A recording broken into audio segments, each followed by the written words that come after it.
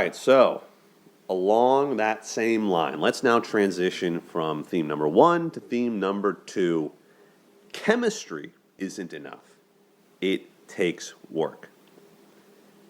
I think that this is an important theme of the movie. I don't think it's necessarily... These themes aren't ranked, by the way, if you didn't already figure that out earlier. These themes aren't necessarily ranked, but I think this is an important theme because you see it at the beginning of the movie, why they didn't end up together, or they didn't come back together, because, I mean, yes, partly the mother has an impact. She steals the letters. They don't get together, partly because of that. But, to be honest, Allie doesn't really go searching for Noah. She doesn't do that. She doesn't go back for him. She kind of moves on. And granted, maybe she said, oh, well, I told him to write and he didn't write, and therefore that shows that he wasn't interested. Or, he broke up with her, therefore the onus was on him, it wasn't on her. I'm just saying. She didn't really do anything to get back with him. So I'm like, all right, whatever. And she met that guy and met Lon and whatever. I think this theme is important, though, because we see in the high school relationship, and we'll get into this in the next sort of themes, it's fiery. Chemistry is absolutely aplenty. There's just so much heat with them two in their early going. But there isn't, and that's important. I mean, that's high school love right there. That's a summer love. That's the love we always talk about. There's a lot of fire and passion, all these things that are very gooey and romantic and sell a lot of books or whatever. But it's not always going to sustain you forever. And that's what I think a lot of married people will always tell you. Make sure to find someone you're compatible with, because that passion's not going to last forever. And it's true. But that doesn't mean you need to ignore it. It just means that chemistry is not enough. It takes work. So I think that we see them plenty of times putting in effort to communicate. I mean, that moment where they're like about to have sex for the first time, they tell each other they love each other. She takes a pause, says, hey, we need to talk. He says how he feels. You don't see Allie... I mean, well, I guess you could say Allie does put in work in the sense of she comes down to Seabrook to see him. That's something. But we really see it mainly with Noah being the one, being the giving one. You see it throughout the entire movie of him in old age. You see him putting in that work because that's the person he loves.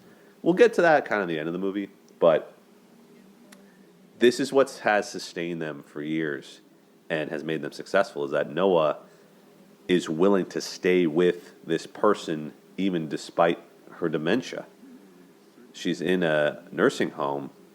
She doesn't even know who this man is, and he reads to her every day and is with her every day, even despite their children saying, hey, Mom doesn't remember us, you should come home, and he says, she's my home. It's a great thing. We'll get to that later. But I guess what I'm trying to say, this main theme, we see it in their conflict when they're younger, which is a little bit toxic. We'll get to that. But we see it in the main scene, which everyone always remembers, which is, what do you want? What do you want, right? And she doesn't know what she wants. But her main line, okay, all right, fine. I'll play the clip for you. You asked me to, I'll play it. Here we go. Would you just stay with me? Stay with you?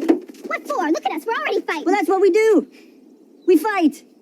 You tell me when I'm being an arrogant son of a bitch, and I tell you when you're being a pain in the ass. Which you are, 99% of the time. I'm not afraid to hurt your feelings. They have like a 2-second rebound rate, and you're back doing the next pain in the ass thing. So what? So it's not going to be easy. It's going to be really hard. And we're going to have to work at this every day, but I want to do that because I want you. I want all of you, forever, you and me, every day. Will you do something for me? Please, you just picture your life for me. 30 years from now, 40 years from now, what's it look like? If it's with that guy, go. Go! I lost you once. I think I could do it again, if I thought it's what you really wanted. But don't you take the easy way out. What easy way? There is no easy way. No matter what I do, somebody gets hurt. Would you stop thinking about what everyone wants? Stop thinking about what I want, what he wants, what your parents want. What do you want? What do you want? It's not that simple. What do you want? God damn it, what do you want? I have to go. So the key reason why I put this theme in here is for this conversation, as I mentioned, and the line that Noah says. It's just basically what Noah says. He says, yeah, this is going to be hard. It's not going to be easy. We're going to have to work at this, but I want to do that because I love you.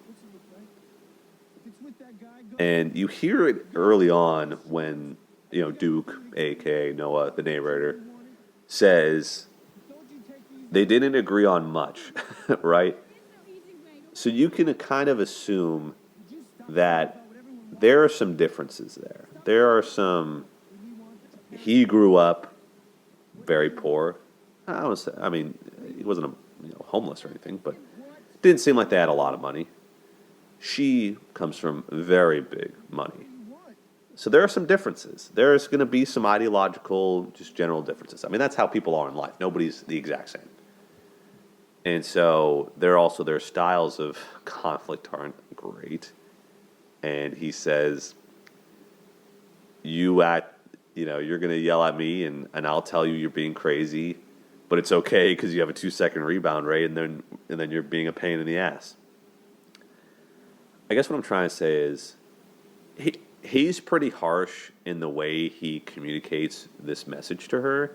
I think he could say this in a little better way, but you kind of see it that he doesn't have like a great way with being gentle with his words when he's upset with her.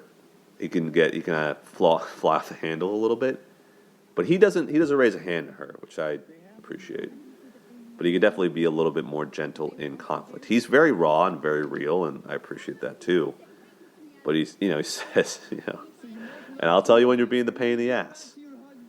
But what he's trying to say, essentially, is there's going to be times where we'll get on each other's nerves and where I think you might be crossing the line, and I will call you out and hold you accountable for when you're crossing the line. And you'll do that for me too, and then we'll be good. Like, this is how we work. Like, we'll always be okay because we'll keep each other in line, sort of thing.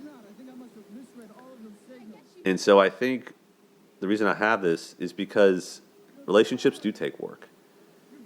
And I think Noah realizing that it's going to be really hard, but we're going to work on it, illustrates that he's really ready for progressing into something serious. Because he says, I want to make it work with you. And I don't think a lot of people who have this chemistry are willing to put in the work. And again, we don't see a ton of it. That's why I don't have many clips in this section. That's why the section is going to be a little bit shorter. But much like I said in the last section about how love isn't enough, chemistry is not enough either. What takes a summer fling into a lifelong, happy relationship marriage is work. It's the behaviors. It's the duties to each other, the selfless acts of service to each other. That's what propels people to go the distance and what prevents people from getting there. And you could say, oh, well, the summer flings would be, maybe they were just only meant to be that way, blah, blah, blah. Maybe so. Maybe it's just a physical chemistry thing and they didn't have the emotional, whatever. Maybe they weren't as compatible as they thought, whatever. I'm not denying that. What I'm saying is I think there's people that have emotional chemistry, they have physical chemistry. It seems like they have a decent amount of compatibility in terms of life goals and other things like that, but they don't know how to work together in a relationship, and they don't know how to work, or one of them doesn't want to work. They don't want to put in the work. They don't know how to be in a relationship, to do the things, right? And when you think about like work in a relationship, it doesn't have to be work. It's just things you do for each other. Planning dates, communicating, expressing love in multiple different ways. I hate to call it work. It's more just like behaviors or activities. I don't know. But that's what I'm trying to say is he illustrates that I'm willing to do this. And he puts his heart on the line. He says, I'm willing to do this. But if you're not, so that's why this scene is important. He says, if you're not, then let me know. I got over you once because I thought it was what you wanted. I can do it again. So he's putting himself out there. He says, this is the breaking point. Do you want me or do you not? And if you don't, let me go. Because I can't, I'm not coming back. Like, I can handle losing you again. I'm not afraid to say goodbye, is what he's trying to say. So anyway, I appreciated that. And as we can see, what I'm trying to say is we don't see the evidence of the work happen until later. We see it when they're together and they have a beautiful family and he's out there in this nursing home reading to her every day. That's the illustrating of him being about it. So, theme number 2, chemistry's not enough. You got to work at it. You got to commit to it. All right, so that was theme number 2. Now let's transition to theme number 3. Relationship conflict should not involve violence. So I wanted to preface before we talk about this theme that I'm not an expert in any sort of way about intimate partner violence and or domestic violence. I'm still very much so in the weeds of things, still learning what it looks like, how to properly address it, things like that, etc. Not an expert. But I do know certain things, and I bring this theme up because we see it happen kind of casually, and I wanted to bring it up. Number one, it's important as a thing to talk about, but number 2, because it happens very casually in this movie, and I don't want young people or even people in general to misunderstand the message on screen or that should be conveyed. Because some people, well, let's just, looking at the clips, right? We know, well, let me just say it. Let me just say kind of the underlying fallacy that people believe. Some people believe that,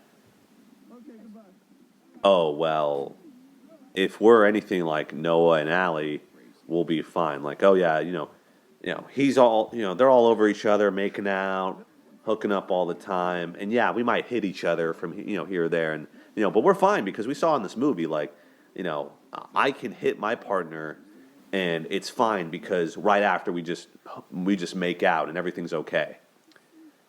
And I think people see movies like this or other movies where partners hit each other and they think that's what is okay. They think, oh, I can slap my boyfriend if they're mouthing off at me. I can slap my girlfriend if she's being annoying or she does something I don't like. They use violence as conflict resolution techniques, and that is very damaging and unhealthy and wrong, and I just want to call it out in this moment. I'm not here to say that The Notebook has caused any of these things at all, but I do think that these sorts of portrayals in popular culture are important to call out, and I think that it just needs to be said. So, anyway, as we go through it, there's no denial that they're obviously very physically demonstrative in their love, making out all the time, always holding each other, touching each other. I really quick want to talk about this clip where they're at the beach, I'm a bird, you're a bird scene, right? They're on this, like, beach with the cliff next to it and these big rocks. People from the South call me out. Tell me what's good.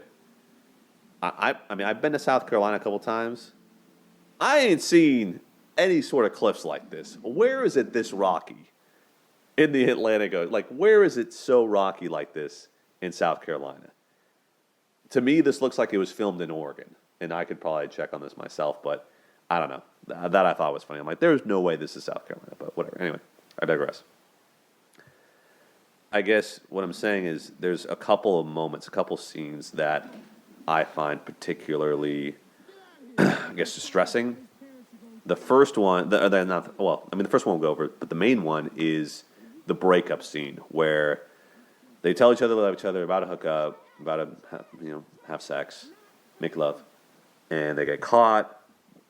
He takes her back to her house, and mom's like, "You're not gonna see that guy again," yada yada. And they break up. He breaks up with her essentially, and well, she says, "If you're gonna do it, just do it." And she goes over to him and starts pushing him, starts shoving him, shoves him against the door, hitting him, slapping him. He does the funny thing where he hits his own face. But she really shoves him hard. And this is an issue for multiple different ways. Number one, she comes back to the car. I was like, wait, no, we're just having a fight. Come back. I didn't mean it. There is an issue within culture in general, not even just American culture, but culture as a whole when it comes to intimate partner violence, domestic violence, even sexual violence against men. And this, for the record, I'm speaking in a more heterosexual relationships with women or female identifying people accosting men or male identifying folks. And it's not talked about enough. It is not talked about enough. We see this happen time and time again, but there's this sentiment that, oh, well, how could you let it happen? You're a man. You're stronger. You should be able to defend yourself.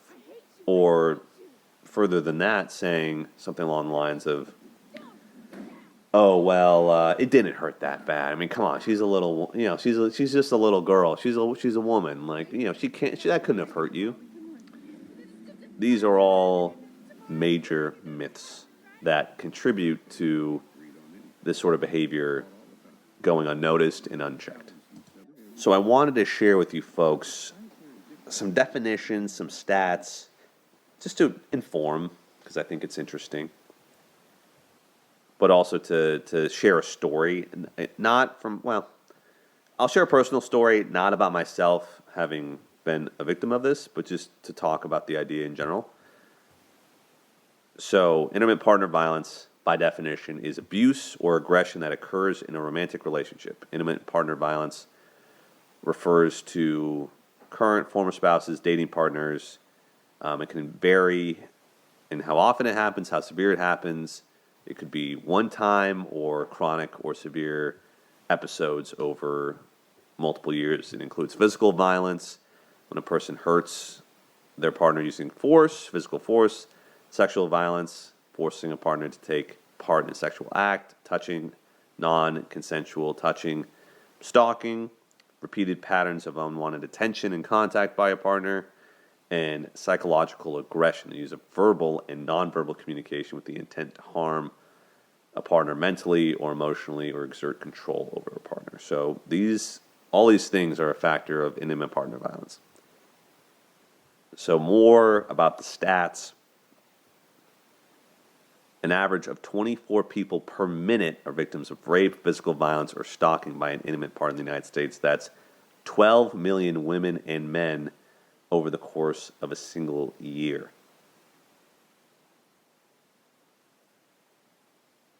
One in 4 women and 1 in 7 men over the age of 18 in the U.S. have been a victim of severe physical violence by an intimate partner in their lifetime. 1 in 4 women. That is insanely high. 1 in 4. 25% right there. It's 24.3%, but basically 25%. The other thing too is that men, that number is almost half, but it still exists. There's this misconception that men don't experience these sorts of things, but it happens. It definitely happens. Another stat that interested me was talking about young people. 9.4% of high school students, so almost 10%, 1 in 10 high school students reported being hit, slapped, or physically hurt intentionally by their partner in the previous 12 months. So YPV even happens in high school a lot more than you think, and it's not something that is talked about.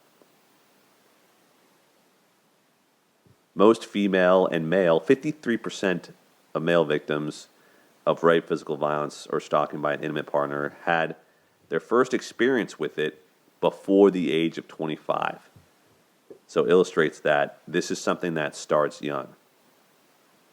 Something that definitely disproportionately affects women, but it also does affect men as well. Also, in college students, this affects them too. And just in terms of what to do, 58% of college students say they don't know what to do to help someone who's a victim of dating abuse. And 38% of college students say they don't know how to get help for themselves if they do experience dating abuse as a victim. So 40% of people don't even know how to help themselves when it happens. That's a massive number and illustrates the point that there aren't enough resources out there. There isn't enough education out there for sure, not just about what to do when it happens, but also what does it look like? Because some folks think that something's okay when it really isn't. Verbal abuse especially, something that is not talked about enough. So what I want to address, and I'm not trying to say or cancel this movie. I'm not trying to say that at all. But I am trying to say that and for the record, might I add, before we go further, this movie is set in the 40s. That's it's going to be 100 years in 16 years. Don't make me feel old. But this is almost 100 years ago. The times were different. They were very different. But that's not to say that this is like the 1300s or something like that. But it was a different time. We've gotten better about, male-female relations. But some things are pervasive. Some things still do exist to this day. So I just want to call this out because some things have just, in this movie that they're just problematic. And I wanted to call them out. We see it in the scene with the truck, the pushing against the truck. But we also see it in kind of that opening scene where, they were crazy about each other. And he's trying to kiss her, and she shoves him and slaps his face. And he comes back and then kisses, and then, oh, no, we're good. And that little interaction is so problematic for multiple ways. That's right. I wanted to compare these two scenes during that little montage. So I think a lot of people, we see this one instance where they're arguing, she pushes him, slaps him, and then they kiss. Then you see this other instance where she's eating ice cream, he makes fun of her, she puts the ice cream on his face, and then kisses it off him, and then they start making out. Some folks think they have the second one. They don't. There is a major difference between what happens in the first one versus what happens in the second one. I bring this topic up because I don't want young people or people in general to watch this movie, to watch this scene in particular, and think this is what a healthy relationship does. A healthy relationship perhaps does the second one. Ice cream in the face, yeah, it's funny. It's relatively harmless. It's pretty playful. Excuse me. I'm not here to police the way that people show physical affection. Not everything needs to be like, insanely,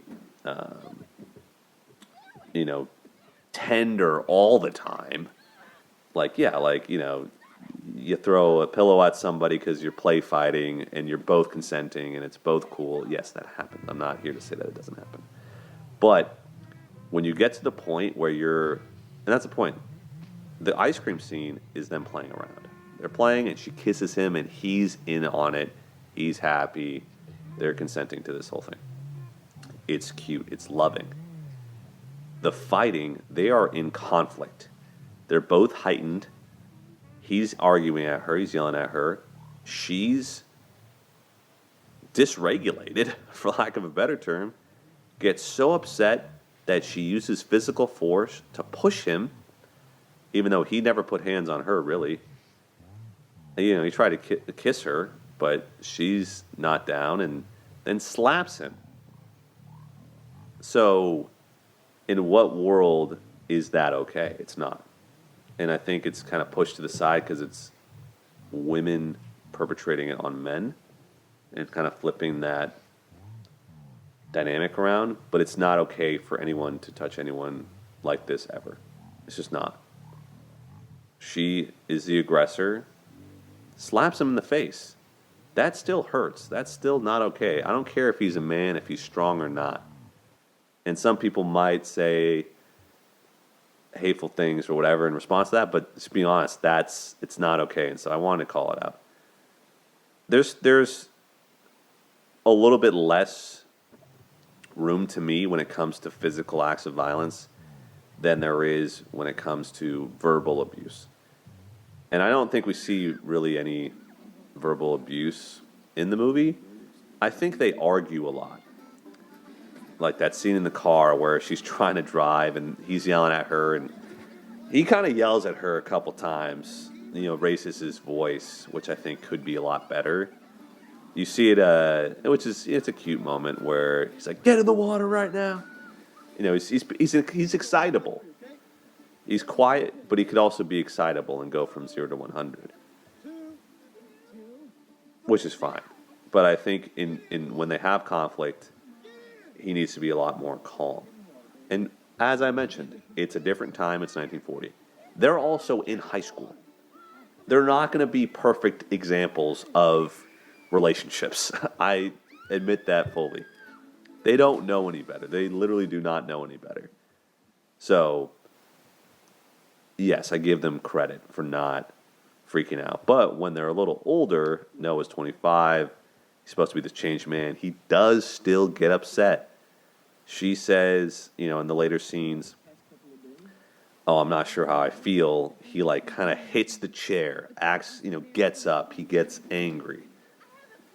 And doesn't take his physical actions out on her, but he does take it out on the chair and does kind of create this environment of hostility. And we're all allowed to be upset. We're all allowed to have our emotions. But the way that he takes it higher is an issue. And she addresses it. Look at us. We're already fighting. And I agree. We probably shouldn't get from 0 to 100 just off this little thing. Got to be able to handle conflict in a healthy way.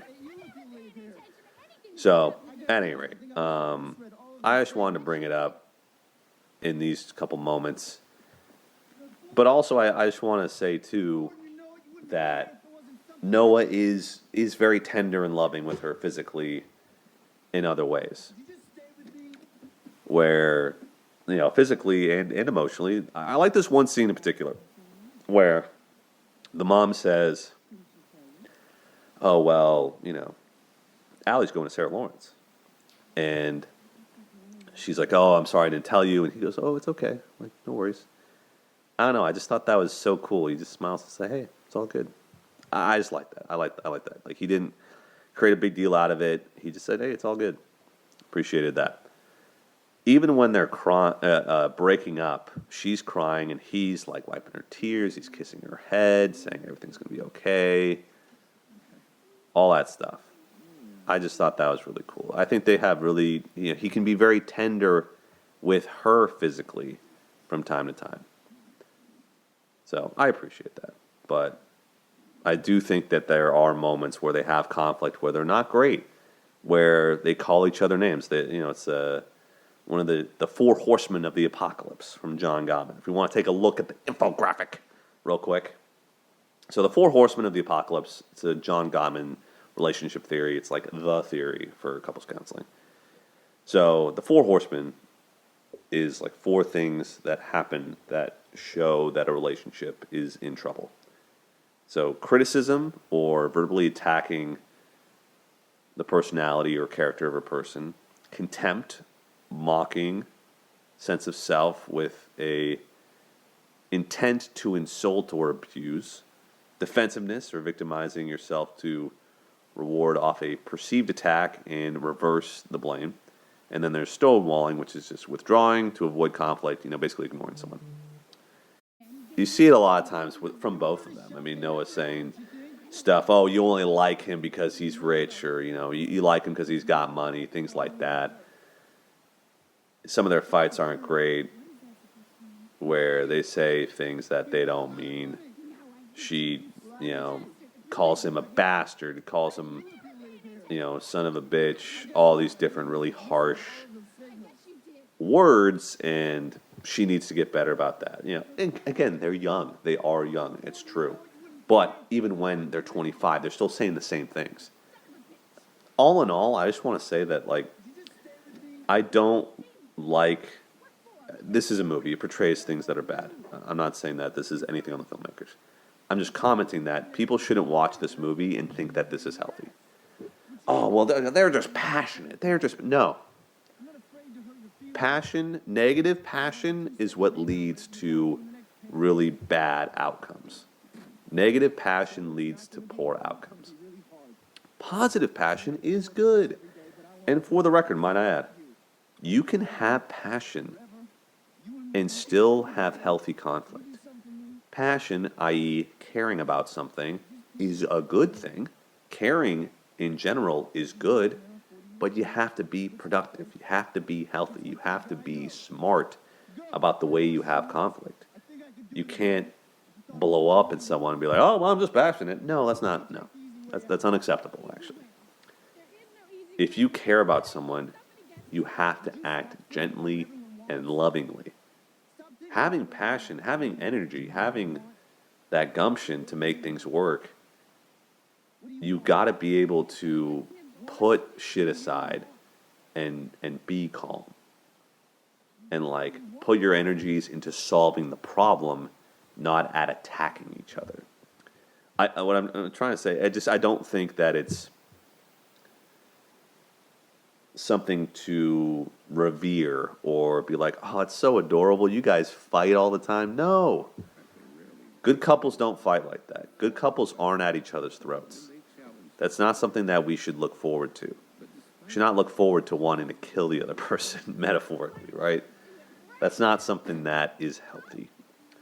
We should look forward to having a really strong, really, really good discussion, and everyone's points are listened to, and we have compromise, and we work things out. That is hot. That's cool. We shouldn't be looking at, oh, wow, I miss that fiery passion where we argue all the time and call each other names and do all this unhealthy things. No one should be looking up to this behavior. This is bad behavior. We shouldn't be continuing this behavior. Anyway, I'm going on and on. But yeah, so anyway, that's the theme, is that you should be able to have conflict that doesn't involve violence. And as far as we know, they've been good towards the end. But put your passion towards productive things. Put your passion into solving the issue, and don't misinterpret abuse or verbal abuse or physical abuse as signs of love. They're not love. They're not. If you love someone, you should never hurt them. Period. That's the theme. If you love someone, you should not hurt them. Dating with Demoldey, it's back again. Bring your family, bring your friends. It's all about Notebook, Noah and Allie. Your favorite video series, Dating with Demoldey.